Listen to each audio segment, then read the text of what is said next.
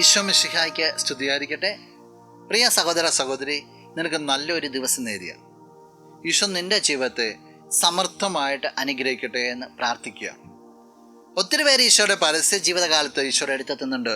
അവർക്കൊക്കെ രോഗികൾക്കൊക്കെ സൗഖ്യം കിട്ടുന്നു, പിശാചുബാധിതർക്കൊക്കെ വിടുതൽ കിട്ടുന്നു. വിശുദ്ധ മർക്കോസ് അറിയിച്ച സുവിശേഷം 3-ാം അധ്യായം 11-ാം തിരുവചനം ഇങ്ങനെ പറയാണ്: അശുദ്ധാത്മാക്കൾ അവനെ കണ്ടപ്പോൾ അവൻ്റെ മുമ്പിൽ വീണ് നീ ദൈവപുത്രനാണ് എന്ന് വിളിച്ചു പറഞ്ഞു. അശുദ്ധാത്മാക്കൾ എന്ന് പറയുക ദൈവത്തിൽ നിന്ന് അകലം പ്രാപിക്കുന്നവർ, അകലം നിൽക്കുന്നവരാണ്, ദൈവത്തിന് എതിരായിട്ട് പ്രവർത്തിക്കുന്നവരാണ്, ദൈവരാജ്യത്തെ നശിപ്പിക്കുവാനായിട്ട് ശ്രമിക്കുന്നതാണ്. ഈ അശുദ്ധാത്മാക്കൾ ദൈവത്തിൻ്റെ മുമ്പിൽ വീണുകൊണ്ട് പറയുകയാണ് നീ ദൈവപുത്രനാണെന്ന് പ്രഖ്യാപിക്കുക. ദൈവത്തെ തിരിച്ചറിയുന്ന ദൈവത്തിൻ്റെ പുത്രനും പുത്രിയുമായ നീ എത്രത്തോളം നിന്റെ ദൈവത്തെ നിന്റെ ചുറ്റുപാടുകളിൽ, നിന്റെ ജീവിതത്തിൽ പ്രഘോഷിക്കുന്നുണ്ട്?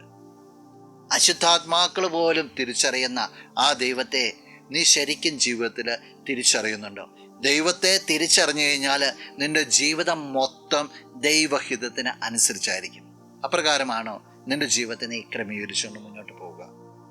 ദൈവത്തെ തിരിച്ചറിഞ്ഞ് പ്രഘോഷിക്കാൻ നിനക്ക് സാധിക്കട്ടെ. നമുക്ക് പ്രാർത്ഥിക്കാം. കണ്ണുകളടച്ച് കരങ്ങൾ കൂപ്പാം. നല്ലവനായ കർത്താവേ, നിന്നെ അങ്ങ് സ്തുതിക്കുന്നു, ആരാധിക്കുന്നു, മഹത്വപ്പെടുത്തുന്നു. നിന്റെ നിറ സാന്നിധ്യത്തെ നന്ദിയോടുകൂടി ഓർക്കുകയാണ്. ഈശോയെ നിന്നെ തിരിച്ചറിയുവാനും ജീവിതത്തിൽ എപ്പോഴും നിന്നെ സാക്ഷ്യപ്പെടുത്തുവാനുമായിട്ട് ഈ വ്യക്തിയെ നീ അനുഗ്രഹിക്കണമേ. ഈ ദിവസത്തിന് വേണ്ടത് എല്ലാ കൃപകളും നന്മകളും സംരക്ഷണവും നൽകണമേ, ഇപ്പോഴും എപ്പോഴും എന്നേക്കും. ആമേൻ.